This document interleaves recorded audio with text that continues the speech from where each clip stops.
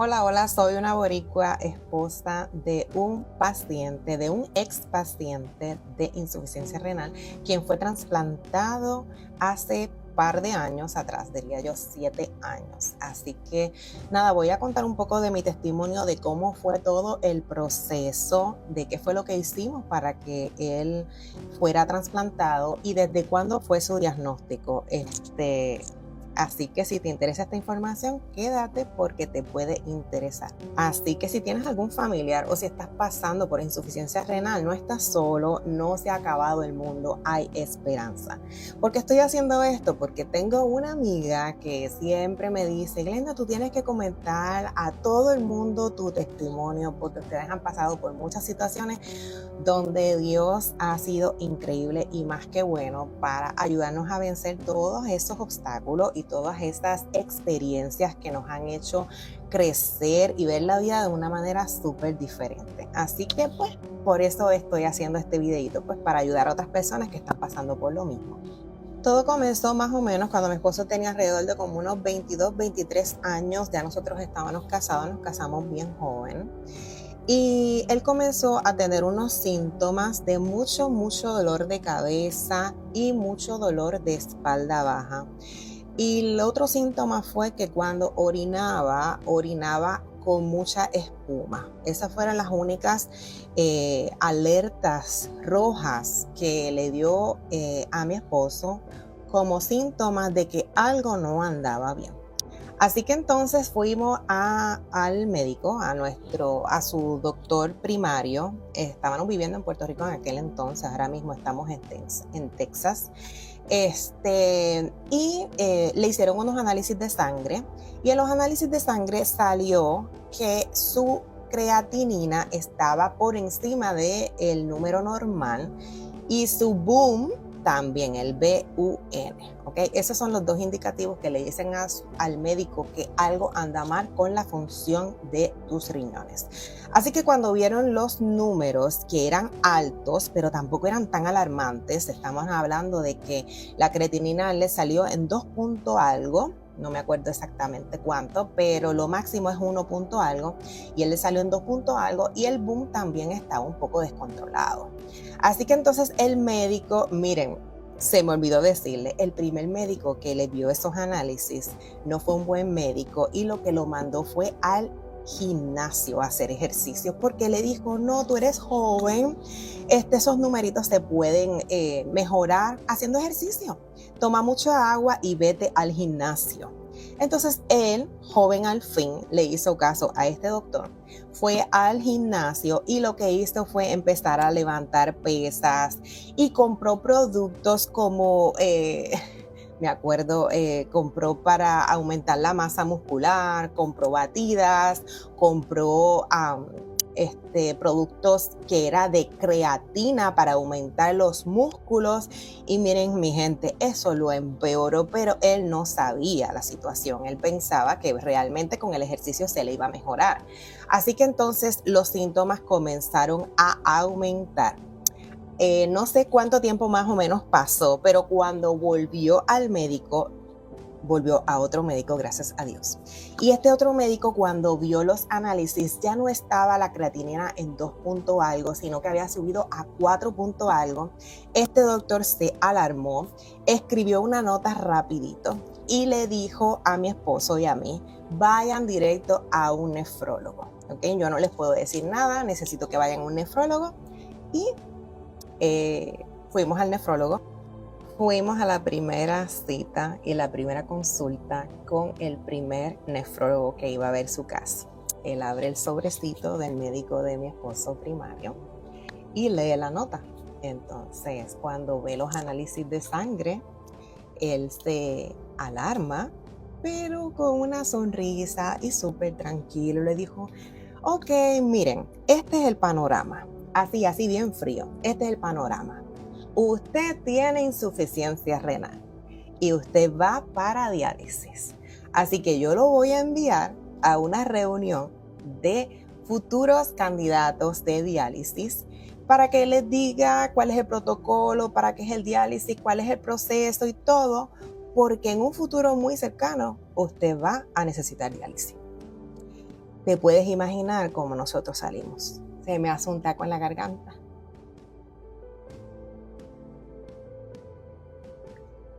Disculpe. Nosotros éramos súper jóvenes. Nosotros recientemente habíamos pasado o estábamos pasando por una situación con nuestro hijo mayor, Jerien. Ya nuestro hijo tenía 2 años más o menos y pues habíamos pasado de doctor en doctor con una condición que él tenía en el intestino, que también tuvimos que pasar por un sinnúmero de operaciones y ya él se estaba como restableciendo de todo. Y cuando nos dan esta noticia, para mí y para mi esposo fue como un balde de agua fría a nuestra cabeza. No podíamos creerlo, estábamos como en negación. Me acuerdo que salimos de la oficina, entramos a un elevador y nosotros no hablábamos. Yo estaba como que es como una noticia que tú no te esperas, pero que tampoco la asimilas, como que no entiendes qué es lo que va a pasar, cómo es el proceso. Ya uno lo que piensa es como que muerte, como que no hay solución, como que esto me está pasando a mí, esto no, esto le pasa a otras personas, pero a nosotros no. Fue algo fuerte, y mi esposo lo que hizo fue estar en negación, como que no quería tocar el tema. Él no fue a la reunión. Yo quería otra opinión médica, yo quería ir a otro doctor, pero él como que cerró ese capítulo y no quiso volver a tocar el tema y quiso seguir su vida como si él no estuviera enfermo, como si nada hubiera pasado, porque los síntomas de él seguía orinando, él dentro de todo se sentía normal, se sentía saludable, se sentía muy bien. Así que pues él como que lo negó y paró el tema y siguió su vida como si nada. Entonces yo sabía que había que atender esto, pero él como que no quería ni volver al doctor. Así que así pasó alrededor de unos meses, no me acuerdo cuánto, si llegó un año, no me acuerdo, pero él no quería volver a su doctor ni primario, ni su doctor nefrólogo. Él como que quería bloquear que eso había pasado. Me acuerdo que en aquel momento lo que nosotros teníamos de seguro médico era la reforma. Y ustedes saben que el protocolo en Puerto Rico, ¿verdad? La reforma es un plan médico que es gratuito por el gobierno, pero es un poco tedioso porque los médicos o los hospitales a veces no ayudan. Y uno tiene que buscar con pinza el buen candidato que te toque o un buen médico, un buen hospital. Así que, aunque mi esposo no quería tocar el tema, yo sabía que teníamos que atender eso. Así que yo vine y busqué una lista de todos los nefrólogos que le tocaban a él según, ¿verdad?, la región y el protocolo de todo el sistema. Y habían varios nefrólogos, así que yo busqué uno de los mejores hospitales que yo consideraba que estaba cerca de mi área y fue el Hospital Auxilio Mutuo. Entonces hubieron muchos nefrólogos que habían ahí y yo sinceramente no conocía a nadie de mi familia que me pudiera orientar, ni ninguna amistad que estuviera pasando por lo mismo. Así que yo lo que hice fue, sinceramente, de ti, manín, de dos pingües, en el nombre del Señor, que este sea. Y yo busqué el primero que señalé con mi dedo. Y nada, el doctor que salió se llama José Santiago, el doctor José Santiago del Auxilio Mutuo, que le envío un fuerte abrazo porque es de estos doctores que realmente son doctores del alma y del corazón, que no solamente ejercen la medicina, sino que lo hacen, ¿verdad?, con empatía. Así que fuimos a esa cita de ese nefrólogo y él nos dice, miren, los números son estos y esta es la realidad, pero tú eres joven, así que vamos a tratar de extender lo más que podamos el que tú no estés en diálisis con una dieta, vamos a tratar de hacer esto, aquello, para extender el tiempo y eventualmente pues poder llegar allá pero vamos a ver qué pasa. Si llegamos, si no llegamos. Entonces esto nos alivió a mi esposo y como que empezamos un tratamiento con más esperanza. Así que le doy gracias a estos doctores que aparte de ejercer la medicina tienen un gran corazón. Y nada, comenzamos el proceso. Una de las cosas que ayudó a mi esposo en ese momento también, aparte de la fe, porque realmente la fe en nuestro Señor Jesús nos ayudó a a tener fuerza y a poder pasar por este proceso que no es fácil. Pues entonces conseguimos un lugar que es de medicina sistémica o sistemática, que en aquel entonces había una oficina en Caguas y otra oficina en Bayamón. No sé si todavía está, pero esta gente son doctores generalistas que utilizan la medicina sistemática, o sea, natural, para hacer que nuestro sistema esté un poco más en balance.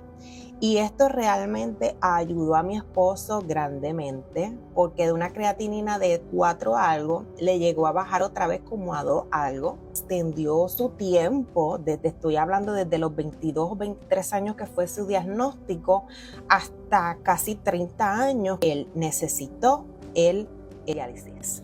Entonces me acuerdo que los doctores le decían a mi esposo y a nosotros: no sé qué estás haciendo ni nos interesa, pero lo que estás haciendo, síguelo haciendo porque vamos bien. Los números se estaban bajando, todo estaba bajo control. Así que pues pasaron varios años que él iba a sus rutinas, ¿verdad?, de seguimiento para verificar que los números no subieran, se mantuvieran más o menos al margen, y pasó varios años, ¿verdad? Cuando llegó más o menos a la edad de casi 30 años, creo que fueron 29 años, ya los números estaban altitos, pero mi esposo nunca dejó de orinar, mi esposo no se hinchó, ni las piernas, sí cambió un poco el semblante y un poco su color de piel, pero era algo tampoco fuera de lo normal. Así que la última cita que nosotros tuvimos con el nefrólogo, él le dijo: mira, no hay que hacerlo de emergencia, pero ves considerando que pronto vas a tener que dializarte. Entonces yo te recomiendo que lo hagas antes de que llegues a una emergencia. Porque si llegas a una emergencia, entonces te tienen que hacer la hemodiálisis de emergencia, y la hemodiálisis de emergencia es por aquí, por una arteria cercana al corazón. Y entonces pues el protocolo va a ser un poquito más crítico, va a ser más fuerte el impacto, puede haber algún tipo de infección y eso es lo que no queremos. Mi esposo y yo siempre quisimos el tipo de diálisis que es no el de hemodiálisis, sino el diálisis peritoneal. Ya nosotros habíamos verificado e investigado que ese es el mejor, y de verdad que si estás pasando por un proceso así y necesitas diálisis, ese es el que más yo te recomiendo. Si ya estás en el hemodiálisis está bien, pero también puedes pedirle a tu doctor que te cambie. El diálisis peritoneal tiene sus cosas buenas, tiene sus cosas un poco negativas también, pero a diferencia del otro te conserva más sano, puedes trabajar, tiene muy buenos beneficios y se recomienda más a personas jóvenes. Bueno, ya estábamos listos, ya estábamos preparados, ya mentalmente estábamos tranquilos, y mi esposo dice: mira, ya decido, ¿verdad?, someterme al diálisis peritoneal. Ya nosotros lo planificamos, ya el doctor sabía qué día iba a intervenir. Fuimos al doctor, al hospital, al auxilio mutuo, le hicieron la cánula, porque el diálisis peritoneal es una cánula que se la ponen en el área del peritoneo, más o menos por el abdomen. Y esta manguita va directamente a una máquina, entra un líquido a su cuerpo. Ese líquido se mantiene más o menos por par de horas. Ese líquido hace que saque todas las toxinas y luego entonces baja por un drenaje, y así sucesivamente. Tiene que estar 10 horas diarias. En cambio, con la hemodiálisis tienes que ir a una clínica donde te hacen el procedimiento 3 veces en semana. Entonces, en ese sentido no es diario, pero en otro sentido, con el hemodiálisis, bueno, podemos hacer un video específicamente hablando de esto, pero con el hemodiálisis, como no te estás limpiando la sangre todos los días, pues entonces tienes más restricciones con el alimento, con el líquido, dejas de orinar y te vas deteriorando como un poquito más fuerte, aparte de que las arterias se te brotan, físicamente te ves más deteriorado, mientras que con el diálisis de peritoneo puedes tener una vida súper normal. Mi esposo nunca dejó de trabajar con este tipo de diálisis. Y nada, pues comenzó el proceso de diálisis. Entonces hicimos el proceso para que él estuviera en la lista de espera de trasplante de riñón en Puerto Rico. ¿Okay? Así estuvo prácticamente como 3 años en la lista de espera. Él siempre fue un paciente súper, un buen paciente. Él no tenía otro tipo de condición, él no tenía diabetes, él no tenía nada en el corazón, la presión alta se le reguló. La presión alta a veces le subía, pero no eran unos números súper altos. Realmente los doctores nunca le llegaron a decir el por qué había llegado a esa insuficiencia renal. Hasta ahora todavía no sabemos, porque médicamente hablando no hubo una causa. ¿Okay? Nosotros sí sabemos que todo era plan de Dios, porque gracias a eso nosotros nos movimos aquí a Texas, donde Dios tenía unos planes increíbles con nosotros aquí, y esa era la única manera en que nosotros íbamos a pensar en vivir en otro lugar que no fuera Puerto Rico, porque antes de eso no habíamos pensado para nada en nuestra mente poder vivir en otro lugar que no fuera nuestra isla del encanto. Así que ese fue nuestro trampolín. Por eso fue que nosotros nos mudamos a Texas. Pero antes de eso, déjenme decirles que él estuvo como 3 años más o menos en la lista de espera, nunca lo llamaron. Y entonces realmente yo, como soy así como que media rapidita, me empecé un poco a desesperar. Y yo decía, algún día lo llamarán. Empecé a mirar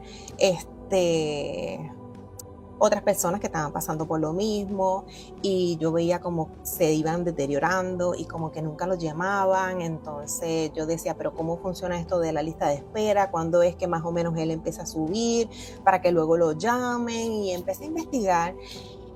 Y entonces, ¿qué pasa? Mi esposo tenía unos familiares, el primo de mi esposo y su familia, que vivían en Texas. Y entonces nos dicen, mira, vengan para acá, que acá los servicios de salud pues son un poco más rápidos, son mejores y bla, bla, bla. Y entonces yo se lo comentó a mi esposo estaba como que no, tranquila, estamos bien aquí, no pasa nada, estamos bien.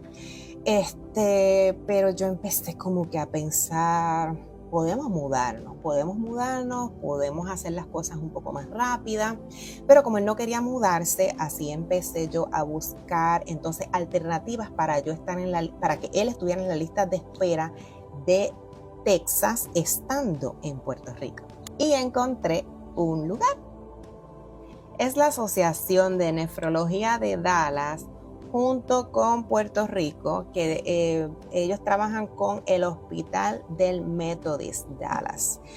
Y pacientes que viven en Puerto Rico pueden estar en las listas de espera y pueden ser trasplantados en el Hospital del Methodist en Dallas. Así que cuando yo supe eso, yo rápido contacté a todos y entonces nos sacamos cita y nos orientaron, ¿verdad? Nos dijeron que si en este momento nosotros teníamos el Medicare, y el Medicare cubre el 80%, pero no cubre el 20%. Entonces el 20% extra tendríamos que pagarlo nosotros, o ese 20% lo puede cubrir la reforma, pero la reforma no la cubren en Dallas. Así que nosotros teníamos que tener esos 20% en ahorros o tener un seguro extra, pero de Dallas. Entonces empezamos a pensar, wow, ¿cómo lo vamos a hacer? Bueno, pero ellos nos orientaron, ¿verdad? Y siempre hay alternativas. Nosotros no teníamos el 20% en nuestra cuenta de banco. Así que entonces empezamos a decir, bueno, pero aparte del 20% también tenemos que tener el dinero de alojamiento cuando lo llamen, tenemos que tener el dinero de la comida que nosotros gastemos allá y muchas cositas que yo dije, wow, entonces va a ser mucho, mucho dinero. Y dije, bueno, pues qué mejor que mudarnos, porque si nos mudamos, entonces el protocolo va a ser mucho más fácil. Y eso fue lo que hicimos. Pero antes viajamos a Dallas para conocer el lugar, porque mi esposo como que no quería y pues tuve que convencerlo. Fuimos al Methodist Hospital en Dallas y mi gente nos trataron de maravilla. Esos 10 días que nosotros tuvimos nada más de visita, a él lo orientaron, lo llevaron en un tour por todo el hospital, le hicieron análisis, le hicieron un montón de cosas que en Puerto Rico tenía que estar de aquí para allá, de allá para acá. Se le hicieron en un día, en menos de un día, en un par de horas, le hicieron bastantes análisis, bastantes cositas y ya automáticamente ya él estaba en la lista de espera de Dallas. Así que, ¿qué ustedes creen que nosotros pensamos? Tomamos la decisión de mudarnos para acá. Y esa fue la razón por la que nosotros nos mudamos para acá un 24 de diciembre del 2014. Nos mudamos. Y mi esposo fue trasplantado un julio 22 del 2017. Así que ya él lleva 8 años trasplantado. Y esa es nuestra historia. Así que si estás pasando por algún tipo de condición parecida a esta, si necesitas alguna orientación, escríbeme, yo puedo ayudar en lo que yo sepa, en base a mi experiencia.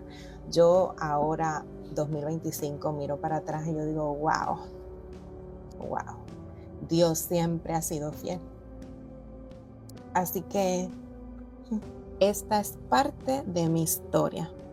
Fue trasplantado en el 2017 en el Hospital Medical City, no fue en el Methodist. Esta es otra historia que tengo que hacer para otro videito, pero lo importante es que está trasplantado y que él ya no está en diálisis y ya él tiene una vida completamente normal para la gloria de nuestro Dios. Así que anímate, que no sé por lo que estás pasando, cualquiera sea tu condición o tu problema, en las manos de Dios vas a tener la respuesta.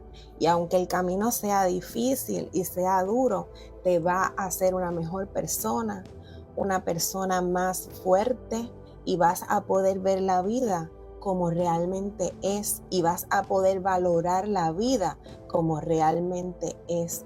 Que hay cosas que no las compra el dinero y son más valiosas que cualquier otra cosa.